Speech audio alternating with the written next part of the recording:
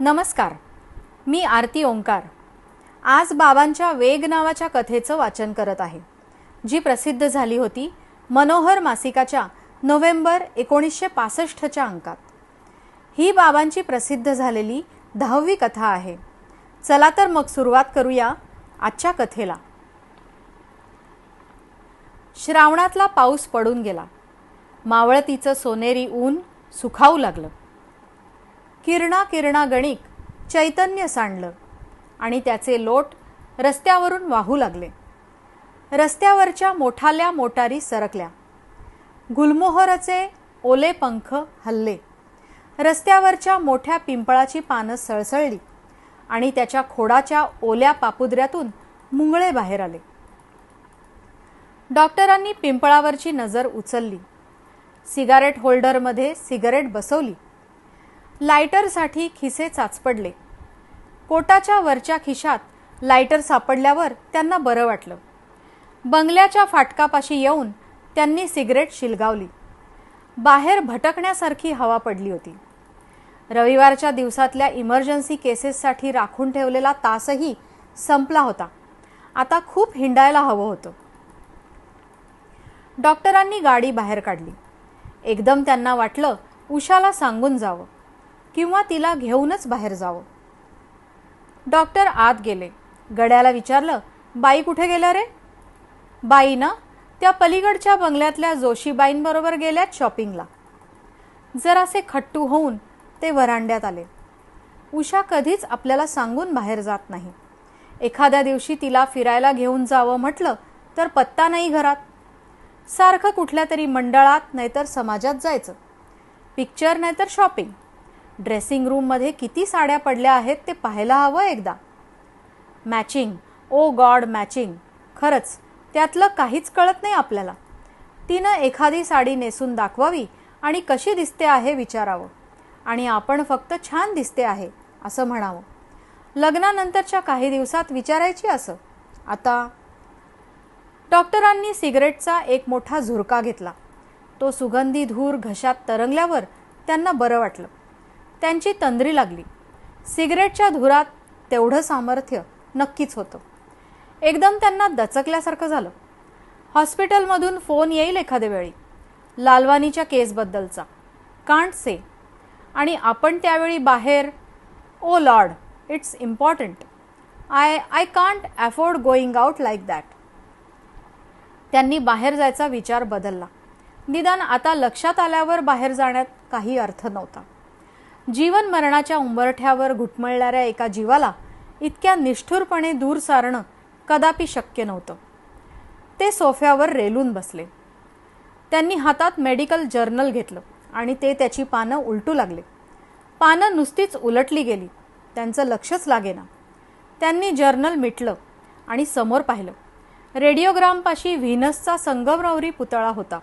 Venus? हा पुतळा पूर्वीच इथे होता की उषानं नुकताच आणलाय? I faintly remember. छे, नवीनच पुतळा आहे हा. उषाला विचारायला पाहिजे. कदाचित बरेच दिवसापूर्वी घेतला असेल. God knows. ते रेडिओग्रामपाशी उभे राहिले. एखादी रेकॉर्ड ऐकायला बरं वाटणार होतं. त्यांनी रेकॉर्डचा अल्बम उघडला. कितीतरी नवीन रेकॉर्ड्स. कदाचित सगळ्या रेकॉर्ड्स नवीनच होत्या. एकही ऐकली नव्हती आत्तापर्यंत. आणि विशेष म्हणजे सगळ्या रेकॉर्ड्स रागदारीच्या. नजाकत अली, सलामत अली, कुमार गंधर्व, बिस्मिल्ला खां, रविशंकर. उषाला रागदारीचं एवढं वेड असेल याची कल्पना नव्हती आपल्याला.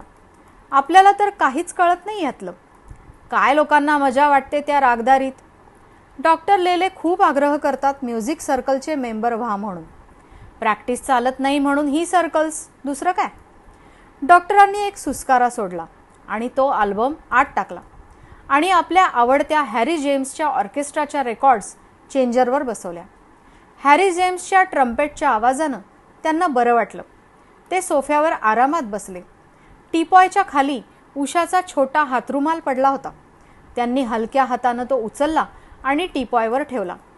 क्षणभर ते त्या चिमुकल्या रुमालाकडे पाहतच राहिले. उषाकडे काहीच लक्ष राहिलं नाही आपलं. रोज आपली वाट बघून झोपते बिचारी.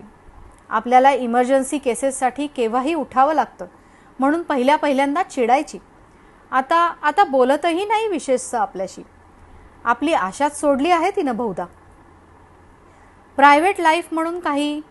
ओ नो, तिला मन रमवायला खूप साधनं आहेत. Clubs, shopping, social work. फक्त मूल नाही इतकंच. त्यांनी आवंढा गिळला. नको ते विचार मनात येत होते. एवढा MS झालो, इंग्लंडच्या 2 ट्रिपा झाल्या, मनासारखी बायको मिळाली आणि आता अफाट वैभव कमावलं. पण I can't be a father. उषाला तर काय वाटत असेल? बायका तर स्वभावतः हळव्याच आणि तिचा स्वभाव तर अधिकच हळवा.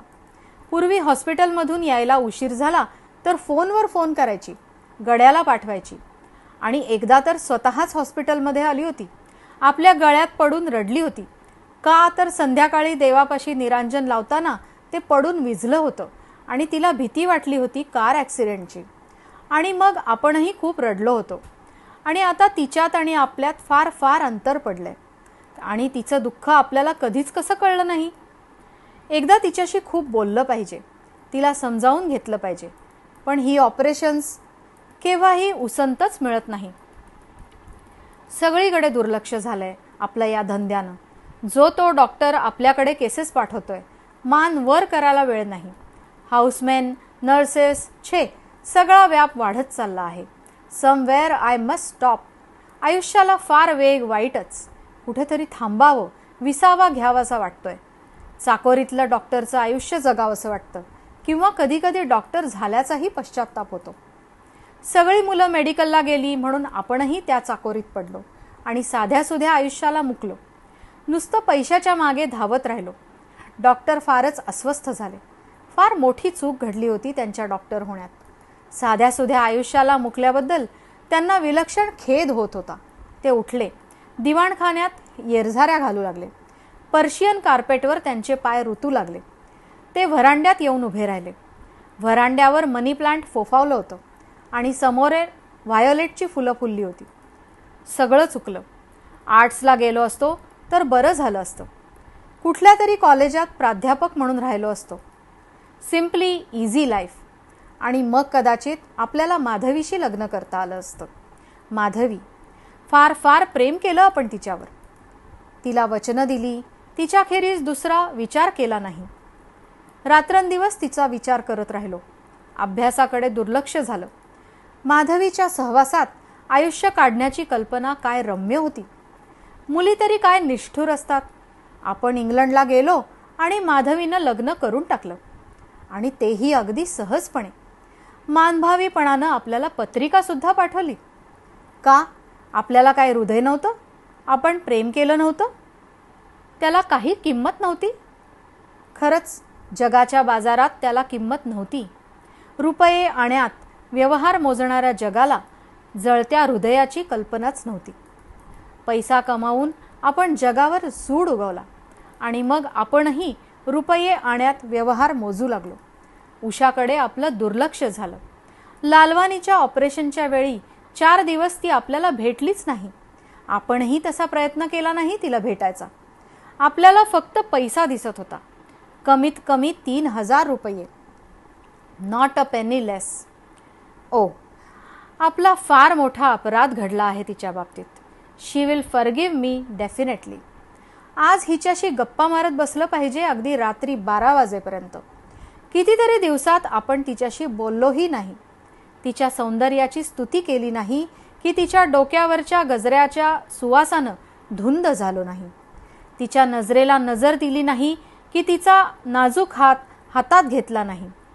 डॉक्टरांच्या डोळ्यासमोर उषाची हसरी मूर्ती उभी होती. ते तसेच शून्यात पाहत राहिले. तिच्याकडे पाहून हसल्यासारखे हसले. वेस्ट. पैशाच्या मागे धावताना आपण आपलं लाईफ वेस्ट केलं आहे. साधीसुधी सुख आपण गमावली. कित्येक जोडपी रस्त्यानं हिंडतात रोज संध्याकाळी. आपण त्यासुद्धा सुखाला मुकलो आहोत. ऑपरेशन्स ते काही नाही. उषा आज कितीही वाजता आली तरी तिला घेऊन खूप हिंडायचं. पावसात सुद्धा हिंडायला खूप मजा येते. आणि जवळ उषा. डॉक्टर स्वतःशीच हसले. बऱ्याच दिवसांनी ते उषाला घेऊन हिंडायला जाणार होते. एखाद्या नवविवाहितासारखे हिंडणार होते. तिला हॉटेलात घेऊन जाणार होते. कोपऱ्यावर तिच्यासाठी गजरा घेणार होते आणि मग स्वतः तो गजरा तिच्या रेशमी केसात माळणार होते. त्या सुवासानं धुंद होणार होते आणि मग हातात हात घेऊन तासनतास हिंडणार होते, पायी रमत गमत. मग त्यांना कुठल्या तरी लेखकाचं वाक्य आठवलं. सुंदर स्त्रियांच्या सहवासात प्रत्येक क्षणी त्यांच्या सौंदर्याची स्तुती करावी, एकही क्षण वाया दवडू नये. एक्झॅक्टली, त्या लेखकानं सुखी आयुष्याची सोपी युक्ती सरळ सरळ सांगितली होती. अजूनही वेळ गेलेली नाही. अजूनही आपण रसिक आहोत, मनानं तरुण आहोत. उषा तर काय, ती तर एखाद्या गुलाबाच्या फुलासारखी रसरशीत आहे. दिवाणखानातला फोन खणखणला. डॉक्टर दचकले, वेगानं धावले. Yes, speaking. Lalwani. God, what happened? Unconscious. Lalwani बेशुद्ध झाला होता. काहीही करून त्याचे प्राण वाचवायला हवे होते. क्षणाचाही विलंब न लावता ते बाहेर पडले. फाटकातून उषा आत येत होती. डॉक्टरांनी ओठात सिगरेट कोंबली. तिच्याकडे न पाहताच ते गाडीकडे धावले. गाडीला आता वेग आला होता. बाबांची ही प्रसिद्ध झालेली 10वी कथा आहे, पण ह्याच्या आधी प्रसिद्ध झालेली 9वी कथा ही आम्हाला काही सापडली नाही, त्याच्यामुळं आम्ही काही वाचू शकत नाही. त्याच्याबद्दल क्षमस्व. धन्यवाद.